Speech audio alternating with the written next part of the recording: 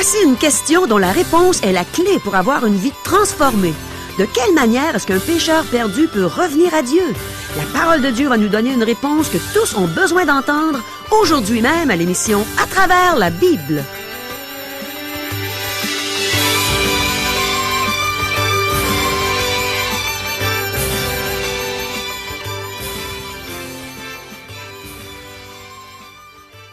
Chers auditeurs, pour en savoir davantage sur le contenu de cette émission, vous pouvez contacter en tout temps Radio Espoir via Internet à www.radioespoir.ca ou par téléphone, sans frais, au 1-877-l'Espoir, 1-877-537-7647.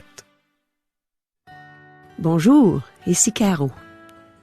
Quel privilège on a dans notre pays d'avoir la liberté de lire, d'entendre prêcher et de mettre en pratique la parole de Dieu. Je crois qu'on a tendance à prendre ce privilège pour acquis. Oh, que Dieu nous aide à apprécier ce cadeau qu'il nous fait. Et puissions-nous en profiter pour utiliser ce privilège, pour aimer notre Dieu et le faire connaître à tous ceux qui nous entourent. Voici les questions qu'on va poser aux Saintes Écritures aujourd'hui. Est-ce que Dieu tient compte de notre connaissance et de notre ignorance quand il nous châtie? Est-ce que le peuple d'Israël a rejeté Dieu du temps de Samuel? Est-ce que les chrétiens doivent s'attacher à la parole de Dieu? De quelle manière est-ce qu'un pécheur peut revenir à Dieu? Est-il important de se souvenir des bontés de Dieu envers nous? Si un chrétien a une mauvaise conduite, est-il possible que ça serve de prétexte à ceux qui sont rebelles envers Dieu? Demeurez des nôtres. Le Seigneur va nous enseigner de belles vérités par la bouche du pasteur Régent Joly dans quelques instants. Mais avant tout, demandons à Dieu de nous éclairer, de nous aider à bien comprendre ce précieux enseignement. Prions. Oui, Seigneur, on a besoin de ta lumière. On a besoin que tu éclaires ta sainte parole dans nos cœurs pour qu'elle fasse effet. Enseigne-nous, mon Dieu. Viens parler à nos cœurs. Amen. À toi, Régent. Merci beaucoup, Caro. À la dernière émission, Dieu a appelé Samuel afin que celui-ci devienne son prophète. Israël combattit les Philistins, et après une défaite, on fit venir l'arche de Dieu dans le camp. C'était une façon superstitieuse de mettre Dieu de leur côté. Cependant, Dieu livra l'arche entre les mains des Philistins qui vainquirent Israël. Le prêtre Élie mourut en apprenant la capture de l'arche.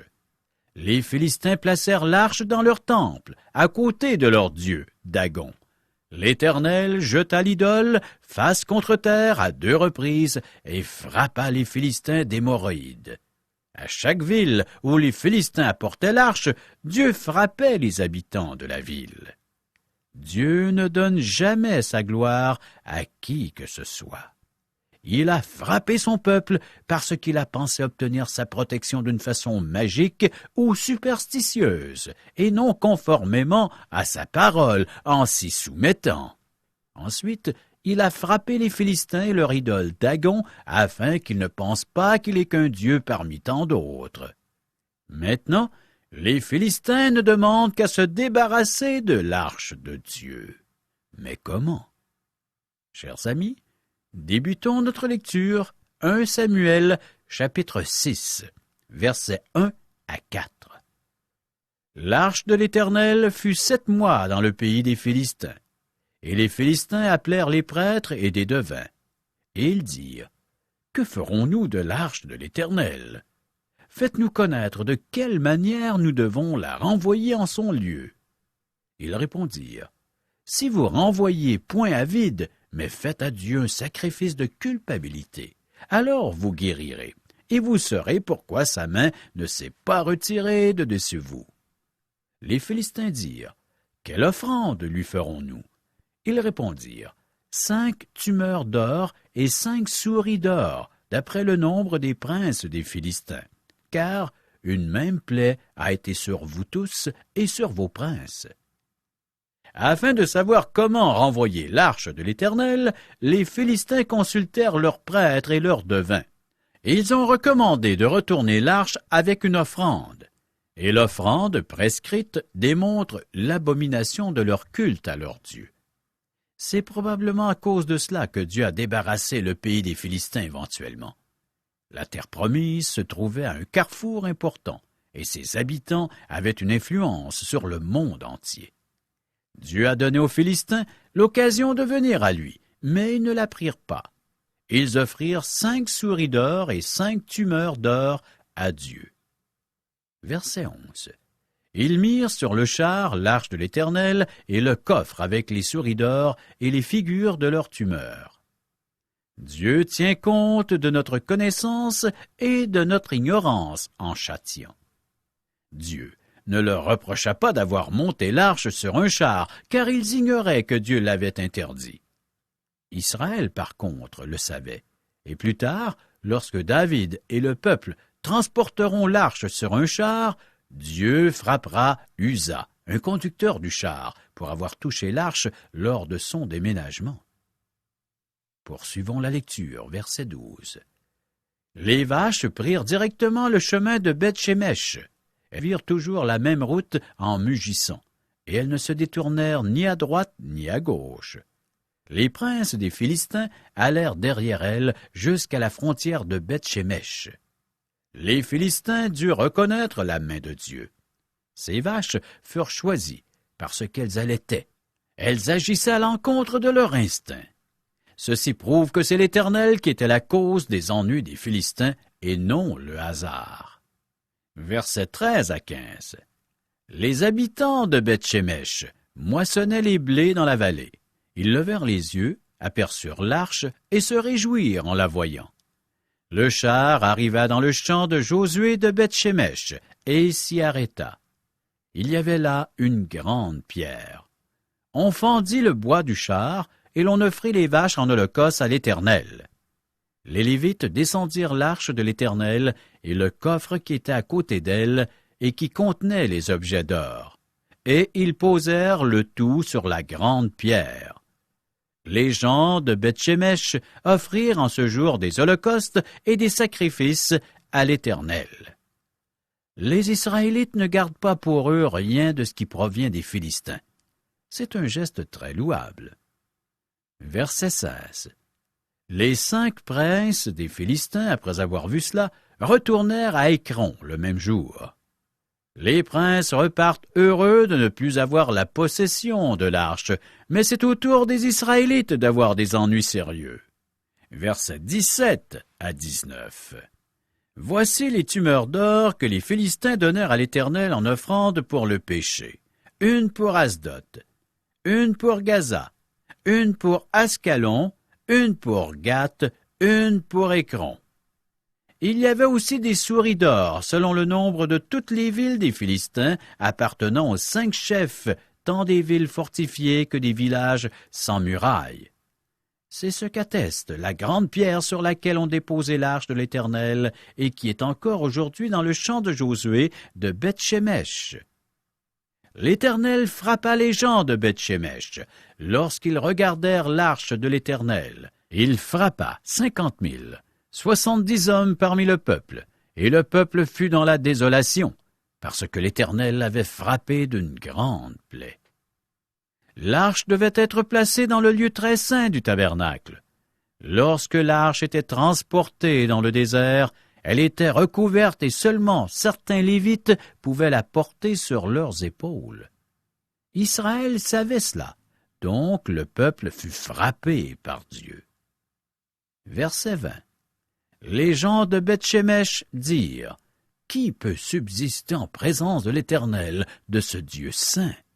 Et vers qui l'arche doit-elle monter en s'éloignant de nous? » Ce n'est pas parce qu'ils ont vu quelque chose qu'ils n'auraient pas dû voir que le peuple fut frappé. L'arche n'était qu'une boîte recouverte d'or. C'est au tabernacle, alors que l'arche était dans le lieu très saint, que le peuple pouvait s'approcher de Dieu, et ce, par l'intermédiaire du souverain sacrificateur, le seul qui pouvait pénétrer dans le lieu saint une fois par année et avec sacrifice. Présentement, Dieu ne permet pas au peuple qui s'est détourné de lui de l'approcher. La désobéissance du peuple expose sa rébellion et ses blasphèmes. C'est pour cela que Dieu les frappe de mort. Verset 21. Ils envoyèrent des messagers aux habitants de Kirjath-Jérim pour leur dire: Les Philistins ont ramené l'arche de l'Éternel. Descendez et faites-la monter vers vous. Israël a rejeté Dieu. Ils veulent maintenant se défaire de l'arche. Ils invitent les habitants de Kirjath-Jérim à venir chercher l'arche. Autrement dit, le peuple n'est pas prêt à recevoir Dieu. Le peuple ne veut pas revenir vers Dieu. Sinon, l'arche aurait été replacée dans le tabernacle. Ce n'est que 20 ans plus tard que la nation d'Israël reviendra vers Dieu. Débutons la lecture du 7e chapitre du livre de 1 Samuel, versets 1 et 2. Les gens de Kirjath-Jérim vinrent et firent monter l'arche de l'Éternel. Ils la conduisirent dans la maison d'Abinadab, sur la colline, et ils consacrèrent son fils Éliasar pour garder l'arche de l'Éternel. Il s'était passé bien du temps depuis le jour où l'arche avait été déposée à Kirjath-Jérim. 20 années s'étaient écoulées, alors toute la maison d'Israël poussa des gémissements vers l'Éternel. Après 20 ans, les Israélites rejettent les dieux étrangers et les Astartés pour revenir vers Dieu. Le peuple a soif de la présence de Dieu. Les chrétiens doivent s'attacher à la parole de Dieu. Je suis convaincu que les chrétiens doivent s'attacher à la parole de Dieu, les 66 livres de la Bible, du livre de la Genèse à l'Apocalypse. Tous ces livres sont inspirés. La Bible est libre de toute erreur et claire en matière de foi. Nous devons revenir à son enseignement. Les gens sont fatigués des promesses de politiciens. Ceux-ci nous font toujours les mêmes promesses qu'ils ne tiennent pas. Ils promettent ce qu'ils savent qu'ils ne sont pas en mesure de livrer. Des experts de toutes sortes nous proposent autant de panacées pouvant résoudre tous nos problèmes. Il n'y a qu'un problème, les panacées ne fonctionnent pas. Nous espérons que dans leur désespoir, les gens reviendront vers Dieu. La Bible le dit. Versets 3 et 4. Samuel dit à toute la maison d'Israël: Si c'est de tout votre cœur que vous revenez à l'Éternel, ôtez du milieu de vous les dieux étrangers et les Astartés. Dirigez votre cœur vers l'Éternel, et servez-le lui seul, et il vous délivrera de la main des Philistins. Et les enfants d'Israël ôtèrent du milieu d'eux les Baals et les Astartés, et ils servirent l'Éternel seul. C'est le début du grand ministère de Samuel. Israël s'était enlisé dans l'idolâtrie. Le peuple s'était détourné du vrai Dieu vivant.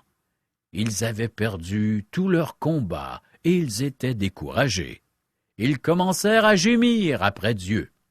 Nous aussi, nous avons besoin de revenir vers Dieu.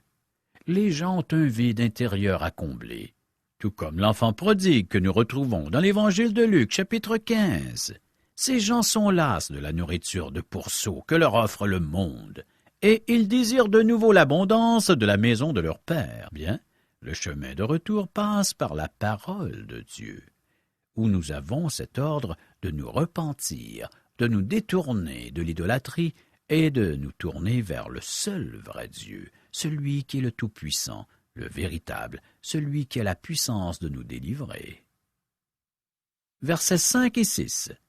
Samuel dit: Assemblez tout Israël à Mitzpa, et je prierai l'Éternel pour vous. Et ils s'assemblèrent à Mitzpa. Ils puisèrent de l'eau, et la répandirent devant l'Éternel, et ils jeûnèrent ce jour-là, en disant: Nous avons péché contre l'Éternel. Samuel jugea les enfants d'Israël à Mitzpa. C'est en confessant nos péchés que nous revenons à Dieu. Samuel est non seulement un prophète, mais il est aussi juge en Israël. Notez que le peuple n'a pas utilisé une méthode pour revenir à Dieu. Samuel a prié pour lui, et les Israélites ont confessé leurs péchés. Ce qu'il nous faut, chers amis, c'est revenir à Dieu en confessant nos péchés. Nous devons nous examiner à la lumière de la parole de Dieu. Lorsque nous nous voyons tels que nous voyons que nous sommes privés de la gloire de Dieu, car nous sommes tous pécheurs. Romains chapitre 3 verset 23. Et le sang de son Fils Jésus nous purifie de tout péché, nous dit l'évangéliste Jean dans sa première épître, chapitre 1er verset 7. Mais si nous marchons dans la lumière, comme il est lui-même dans la lumière, nous sommes mutuellement en communion, et le sang de Jésus son Fils nous purifie de tout péché. Revenons à notre texte. 1 Samuel, chapitre 7, versets 8 à 12.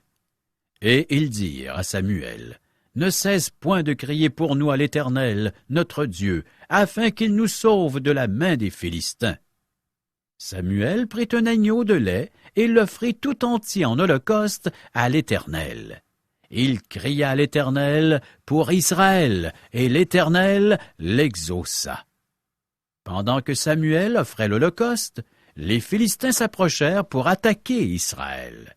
L'Éternel fit retentir en ce jour son tonnerre sur les Philistins, et les mit en déroute. Ils furent battus devant Israël. Les hommes d'Israël sortirent de Mitzpa, poursuivirent les Philistins et les battirent jusqu'au-dessous de Beth-Kar.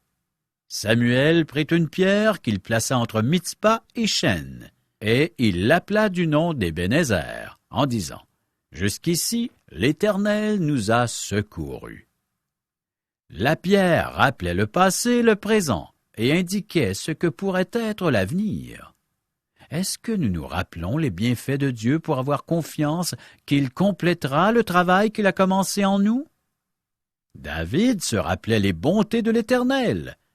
Louez l'Éternel, car il est bon, car sa miséricorde dure à toujours.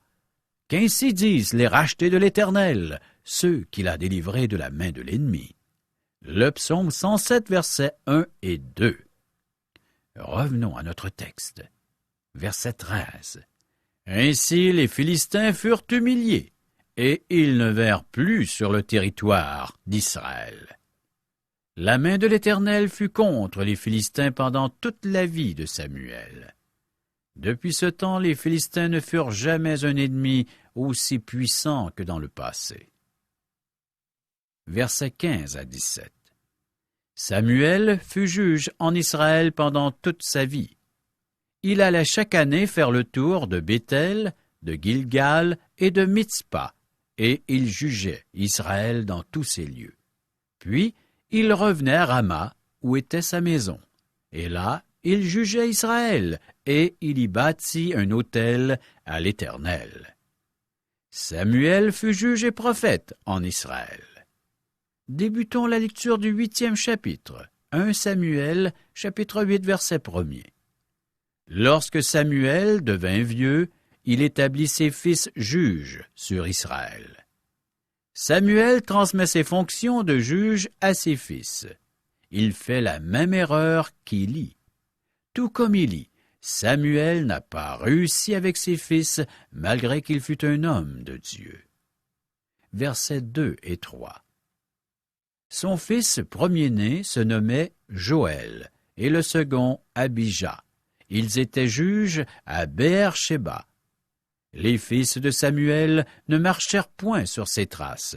Ils se livraient à la cupidité, recevaient des présents et violaient la justice. Nous voyons tout cela dans nos églises, d'excellents parents chrétiens dont les enfants choisissent une autre voie, parfois une voie de débauché. Versets 4 et 5.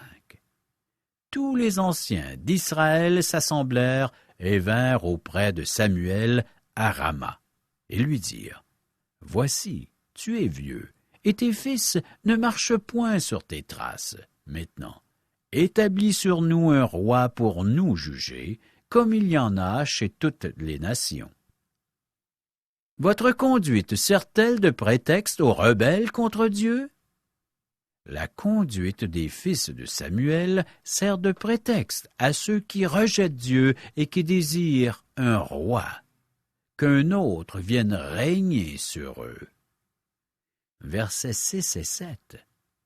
Samuel vit avec déplaisir qu'il disait « Donne-nous un roi pour nous juger. » Et Samuel pria l'Éternel. L'Éternel dit à Samuel, « Écoute la voix du peuple dans tout ce qu'il te dira, car ce n'est pas toi qu'il rejette, c'est moi qu'il rejette, afin que je ne règne plus sur eux. » Dieu réconforte Samuel, car la conduite de ses fils sert de prétexte aux ennemis de Dieu. L'Éternel explique à Samuel que ce n'est pas lui qu'il rejette, mais leur Créateur. Ils ne veulent plus que Dieu règne sur eux. Ensuite, il les avertit des conséquences d'établir une monarchie. Il leur dit quel sera le prix à payer. Ils devront faire le service militaire et il fera des servantes de leurs filles. Ils devront donner une portion des produits et des revenus de leur terre au roi. Finalement, Dieu refusera de les écouter lorsqu'ils crieront à lui. Versets 19 à 22.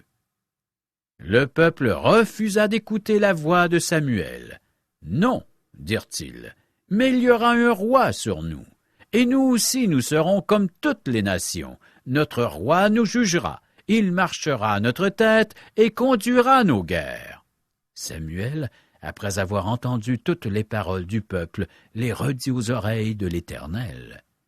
Et l'Éternel dit à Samuel, « Écoute leur voix, et établis un roi sur eux. » Et Samuel dit aux hommes d'Israël, « Allez-vous-en chacun dans sa ville. » Le peuple va obtenir ce qu'il demande. Dieu va le leur accorder un roi. Ce qui fut vrai du temps de Moïse le fut encore à cette occasion. Il leur accorda ce qu'ils demandaient.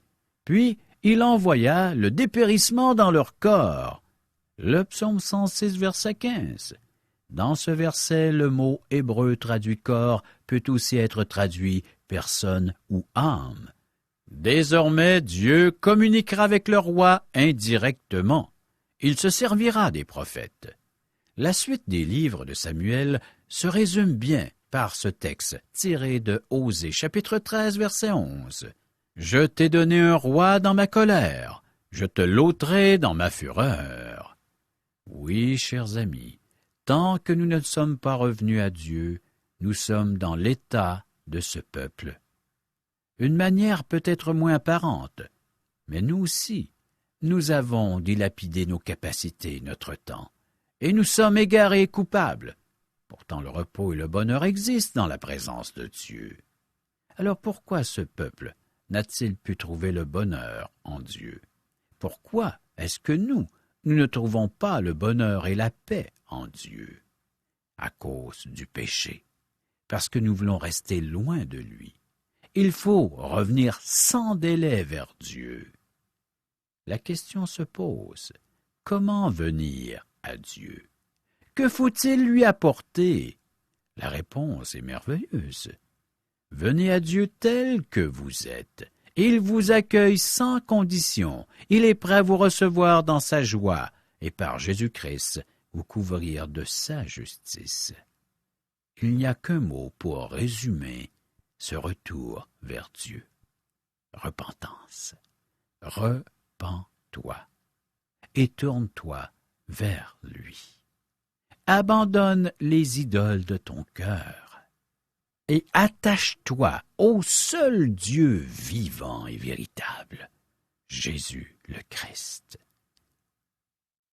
Chers amis, prochaine émission, chapitre 9, verset 1er à chapitre 10, verset 27. Merci, Régent. Je suis toute triste à la pensée que le peuple de Dieu a rejeté le Seigneur en demandant un roi du temps de Samuel. Et ce qui m'attriste dans tout ça, c'est vraiment que l'homme n'a pas changé. On est encore porté à se choisir toutes sortes d'idoles qui remplacent Dieu dans nos vies. Heureusement, à l'église que je fréquente, et je suis certaine que c'est le cas dans plusieurs autres églises, on entend prêcher à ce sujet. On est averti de toutes les idoles qui risquent de remplacer Dieu dans notre vie, ce qui fait réellement de la peine à Dieu. Nos idoles peuvent être des personnes qu'on admire ou simplement des activités qu'on préfère plutôt que de passer du temps dans la présence de Dieu. Je pense qu'un piège qui nous guette, c'est la télé. C'est si facile de peser sur un petit bouton et de se faire divertir, même parfois par de bonnes émissions. Un conférencier des États-Unis est venu prêcher à notre église il y a quelques mois, puis il disait qu'on est plus souvent porté à fermer notre Bible pour regarder la télé que d'éteindre notre télé pour lire notre Bible. Et je pense qu'il a raison.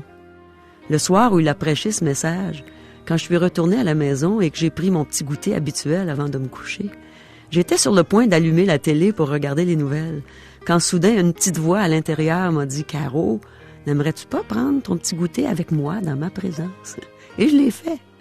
J'ai mangé dans le calme de mon logement, seul avec le Seigneur. Et simplement parce que j'avais choisi de passer ce temps avec lui, il m'a béni. Il a rempli mon cœur de joie en me permettant de ressentir sa présence. Et je sais qu'il est toujours présent, mais ce soir-là, je pouvais goûter à sa présence pleinement. Tout ça pour dire que Dieu veut régner dans notre cœur. Un jour, j'ai entendu un homme dire qu'il y a un vide dans le cœur de l'homme que seul Dieu peut combler. Un autre a dit qu'il y a un trône dans notre cœur et que nous devrions détrôner tout ce qu'il y a sur ce trône pour laisser toute la place à Dieu, qui est en plein droit d'y régner en tout temps. Que Dieu nous pardonne tous les moments où on ne le laisse pas entrer en communion avec nous. Il est toujours prêt à le faire. Mon ami, as-tu déjà été dans la présence de Dieu? As-tu déjà eu des moments d'intimité avec lui, tellement profonds que tu avais les larmes aux yeux tellement tu étais ému? Dieu veut que tu passes du temps avec lui. Aussi, c'est un privilège qu'il accorde à tous ses enfants qui le veulent bien. Es-tu un enfant de Dieu? Dans l'Évangile de Jean, au 1er chapitre, Jésus est appelé la parole et la lumière. Et au 12e verset, il est écrit qu'à tous ceux qui ont reçu la parole, qui est Jésus, à ceux qui croient en son nom, elle a donné le pouvoir de devenir enfants de Dieu. Mon ami, crois-tu en Jésus? Crois-tu qu'il est venu sur cette terre pour payer la dette de tes péchés en mourant sur la croix, en subissant ton châtiment à ta place? Il a tout accompli à la croix. Et maintenant, il t'appelle à te repentir, à le recevoir comme Sauveur et Seigneur. Veux-tu le faire? Demande-lui de te pardonner. Demande-lui de te sauver, de te donner la vie éternelle. Et tu vas entrer dans la présence de Dieu. Chers amis, nous vous invitons à correspondre avec nous afin de recevoir un cours Parole par poste. Qu'est-ce qu'on apprend, Régent, dans des études bibliques par correspondance? Dans la série radiophonique à travers la Bible, on a vu au tout début de la série qu'il y avait différentes façons d'étudier la Bible. Celle-ci est par thème. Les gens pourront y découvrir le thème de l'amour, qui est Dieu, qui est la personne de Jésus-Christ, comment faire pour aller au ciel. Ça a vraiment l'air intéressant. Aimerais-tu nous en dire un peu plus long? Tous les thèmes, les grandes questions que les gens se posent, sont répondus à travers la Bible. Les gens n'ont qu'à nous demander le petit fascicule, de quelques pages, et remplir le questionnaire. Alors on n'a pas besoin d'autres livres? La Bible. Uniquement la Bible et ce petit fascicule que l'on remplit, et on le renvoie à l'adresse qui sera inscrite sur ce petit fascicule. Pour en faire la correction, parce que les gens pourront suivre cette série. Ah, c'est pas compliqué. Très simple. J'ai vraiment le goût de m'inscrire. Et pour le faire, voici nos coordonnées au téléphone. 1-877-L'ESPOIR ou 1-877-537-7647. Et on a une adresse courriel.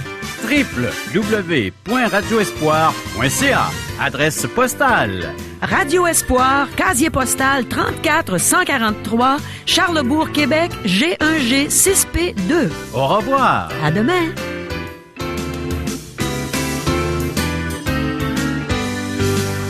Cette émission vous a été présentée par Radio Espoir.